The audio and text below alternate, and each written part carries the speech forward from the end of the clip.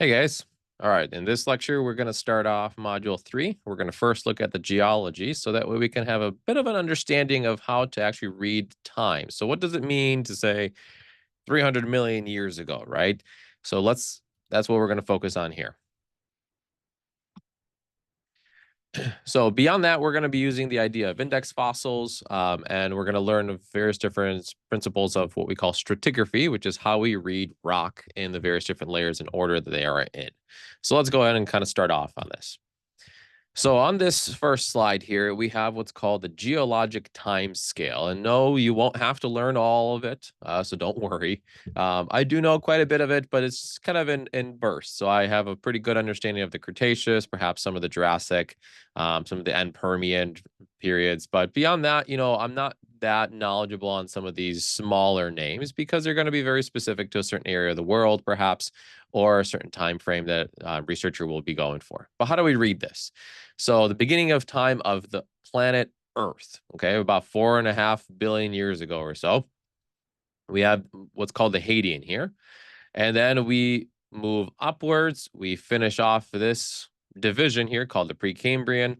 We then get into the Paleozoic. We finish that one off, move into the Mesozoic, and now we're currently in the Cenozoic. So modern day today is right here in the Holocene. So we kind of read it from bottom right to top left. And this is something to keep an eye on. We're going to look at this over the next couple lectures. And throughout the semester, just go ahead and save a sheet like this for yourself. I've included a link on Blackboard for the geologic time scale from the Geological Society of America, GSA, which is going to be the most updated one, which I believe is this one here as well, too. But they do update it every once in a while. So let's get into how do we read rock. All right. So there's going to be two primary ways. We're going to primarily talk about the number one, which is the stratigraphic dating. And what that does is that it allows an individual to determine the rock layers, as you're seeing in this image here on the right, but we have to do it based on them being relative to one another. So we can't just say, oh, this is this age because I just know that's how old that one is. Well, we kind of base it off of one another, and you'll see what I mean here over the next few slides. The other way is radiometric dating. And with radiometric dating, what we do is that we're quantifying the numeric age. So we're actually getting a very specific age for a single layer, and we don't need to rely on other layers to get that idea. And to do that, we use isotopes. So the first one we're going to talk about is stratigraphic dating. And I'm going to use an example here for us, and as we go through this, of making and baking a cake. So whether you have done that or not, you've probably seen it on TV and some various different TV shows or seen someone else bake a cake. There's four major laws. And the first one is the law of superposition. So what this means is that there is the oldest rock is considered to be on the bottom. So in this figure here on the making up the majority of the slide, that which is on the bottom is going to be older than that which is on the top, which makes sense because if you are layering down on a cake, you put down your base layer, then you put down another layer, then you put down, I don't know, your jelly or jam or something, then you put your lattice work on the top of it, then some frosting. You're going to layer it from bottom up.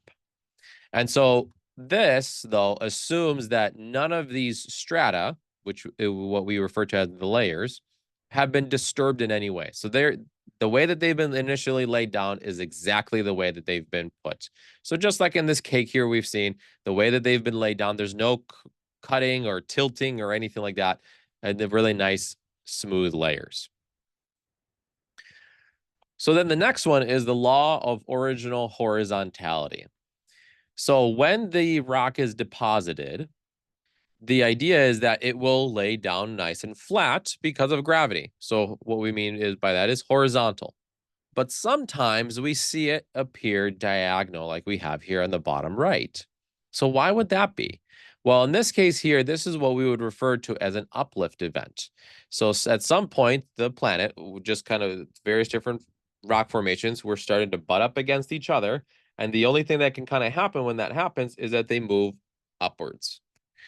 And so as that occurs, then we see the rock uplifting and going upwards on a diagonal into one direction. Otherwise, it will stay nice and flat. The third one is the law of lateral continuity. So this one, I think the bottom figure here more or less explains it for us. What this means is that if there is a chunk missing, so if you got a piece of the puzzle gone because there's a river that's now running through that has cut through it, like the Grand Canyon and such. If anyone's ever been into Grand Canyon, you kind of can see this as well too. But if we look at these layers here, we've got a lighter beige, we've got a dark gray, and another beige color. So if we just draw an imaginary line, at one point, probably this beige, the top beige layer connected together, this gray layer connected together, and then the bottom beige layer connected together. But because there is something missing in between, and now there's trees and total land, there's animals living there, whatever it might be, it doesn't mean that there wasn't rock or land there at one point. So whenever there's a gap, we can sort of connect them across from each other. And then the last one is the law of cross-cutting relationships. So in this one here, this is where the strata are going to be cross-cut, or imagine like on a cake, one of the last things I'm going to do here in this cake, once it's been baked and everything, is I'm going to insert some candles into it. And as I do that, I will disturb, if I put in a candle here, let me get my pen out. If I were to do that, then I will end up disturbing that entire, a few layers below it. Those layers won't ever come back together again. It's going to form a permanent hole. And that's exactly what we're seeing here in this figure on the bottom left. So what you're seeing with where my cursor is, that is a crosscut. So that's something that kind of made its way in after the fact. Same thing as well here. It's been kind of moved around so we can sort of connect some of these pieces. They've been bumped around, but this is what we refer to as cross-cutting relationships. So now that we've covered the idea of stratigraphic dating, let's try to, one of the things I want to do is summarize this for you. Is between these four laws, a good way to remember them is to use the acronym SOLAR. Now, the one caveat to this is obviously there's no A, and the R just referring to the relationships of cross-cutting relationships. But this is a good strategy to be able to use when studying various different things within this course or others. You use these sort of acronyms. So now let's move on to the other method, is radiometric dating. So unlike the other one, I'm actually going to go back here a slide. Unlike stratigraphic dating, where we had to use one layer that was above it and below it and sort of relate to each other. So it's kind of like me telling you directions by saying, you know what, you're going to turn left over at that first stop sign. And then when you hit the convenience store on your right, that's when you're going to make another left. In radiometric dating, I would say you will travel 2 miles, then you will take a left and you'll travel another 2 miles. So that's absolute numbers. You're not relating it to anything else. You're just traveling a certain amount of distance and boom, there you are at your destination. So with radiometric dating, that's sort of the similar case here as well too. So in this situation though, we are dealing with the half-life of what we call isotopes. So what is an isotope? If we look at an atom here up at the very top right here, we have hydrogen, just a very most simple type of atom. Or element, I'm sorry. And so what it has here is that hydrogen has the atomic number of 1. And so what that means is that it will have 1 proton, 1 neutron, and 1 electron. And so therefore its mass number is just 1. But if we change the amount of neutrons within this system, then what will occur is that we will have sort of like a derivative of hydrogen. And that's what we call isotope.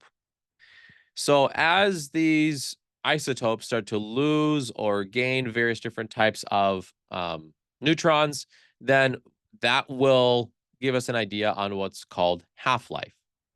It's effectively half of the life of that type of isotope, of that sort of state of that element. However, we can't really use hydrogen in what we're doing. We have to use elements that are a bit longer in their half-lives because the amount of time on the planet is much longer than just a few years or a few moments. So you've probably heard of carbon dating, which is useful, but only for about a 5,000 year time span, maybe a little bit more, because its half-life is actually very short. So it's not quite good to be able to date things back several millions of years. But it is good for archaeological studies that for human civilization to be able to date things back to, let's say, Egyptian times. But for fossils of extinct organisms of several million years ago, what we've got to do is we have to use other different types of elements. So for instance, something like uranium, argon, lead, we'll use a variety of different elements that you see listed here on the bottom right. You don't have to memorize any of these numbers, just kind of have a general idea of some of these elements that we use. Primarily uranium, lead is a really good one that we do. And as that decays away, and depending on what state of decay that it's in, we know that exact number. So we can measure that back for ourselves. So we can get an absolute age based on the rock strata. So let's apply that now. So the way that we can apply this is using igneous rocks. And we haven't really discussed that idea here, and we won't go into too much depth on it throughout the class. But there's 3 different types of rocks within or on the planet. There's what we call sedimentary rocks, which are really soft things like sand, which is the ideal because that's where fossils will form into. We then have igneous rocks, which come directly from a volcano. And then, so like the magma and the lava that has cooled and dried. And then we have something called metamorphic rocks. And those are sort of in between that after laying around for a while, they might get kind of squished or heated or whatever it might be and manipulated throughout time for some reason. So in terms of igneous rocks, the ones coming from lava, these will have been cooked hot enough to reset the clock of those isotopes within them that might have been existing prior to. So we're effectively restarting the stopwatch. So then when that volcano erupts, or we have ash from various different volcano layers, and that settles nicely and horizontally across a wide spread of the land, then we have a really nice, good time stamp of this is when that happened.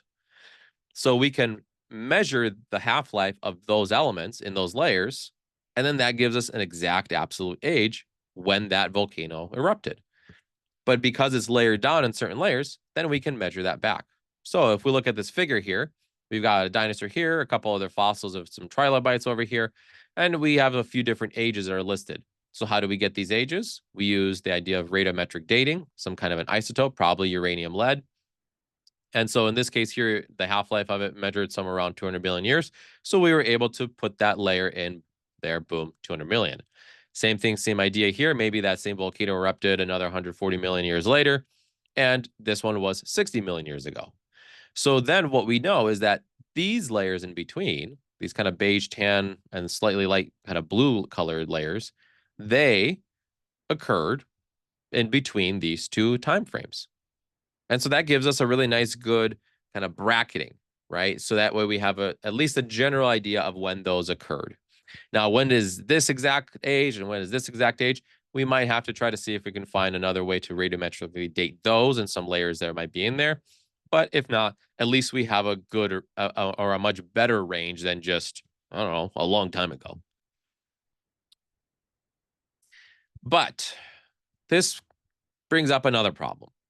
How then do we connect large land masses and continents across the entire world? So that way, as you saw in a previous lecture, the continents kind of change and shift around through time. How do we connect those from one area of the world to another one? Because so far what we've just talked about is like a single part in front of you of what you can actually see. So let's look at that here. And one of the major ways that we do that, particularly in paleontology, is using something called biostratigraphy. So bio referring to the biological sources within the rock layers of stratigraphy.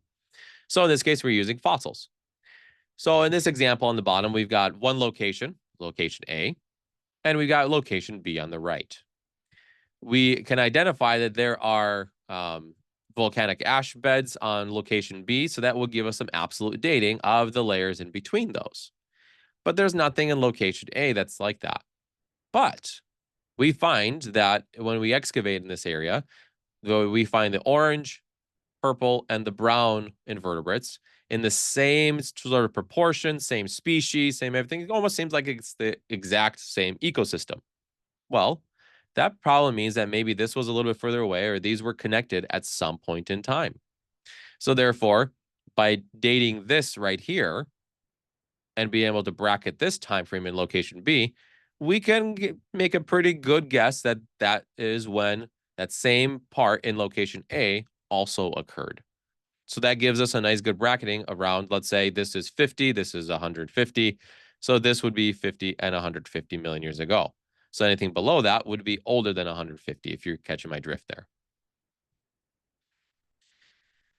So the way that we do this is we use what are called index fossils, and that's what those invertebrates, those little pictures of those kind of clam and snail-like looking things were in the previous image. So those were invertebrates. We can also use something like Tyrannosaurus rex as an index fossil. An index fossil is good when it comes around in either abundance, meaning a lot of it, or in the case of T-Rex, which we do have a good chunk of them, but not as many as we would like to, obviously, as we have like clams and other things. But T-Rex, for instance, is found in a very specific spot of North America. And so therefore, if we find T-Rex in another area of America, we know that at some point those two areas were connected and the animal was able to travel between the two locations. So that's something very important there. So if we look at this example here on the bottom, sort of reiterating similar things that we saw on the left or on the previous slide.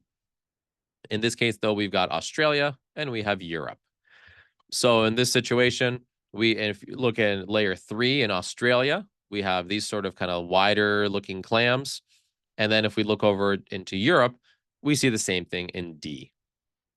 In Australia, in layer 1, we see these kind of smaller versions. Well, we see the same thing in C. In Europe, there's nothing in between C and D, whereas in Australia, there's a layer number 2. So there must have been something a little bit different during that time frame. So we know in this case that there actually might be some time missing here in Europe in between the two as well. So therefore, we can't just use a single location to identify this. You can probably guess, if you're kind of following along here, that we have to use a lot of the planet and have the bigger picture. So we have to take a stratigraphic column of North America and multiple areas of North America, and then Europe and Australia and Africa, and then finally be able to start putting all this together to really make sense of it. And that does require lots of work, but it is what we end up doing. So then as we get on to the geologic timescale, the way that it is broken down is into 4 major divisions. It is first broken into what we call eons, and these are the largest time frames. We have what are called the Hadean, Archean, Proterozoic, and Phanerozoic, and that's what we're seeing here on the top bar.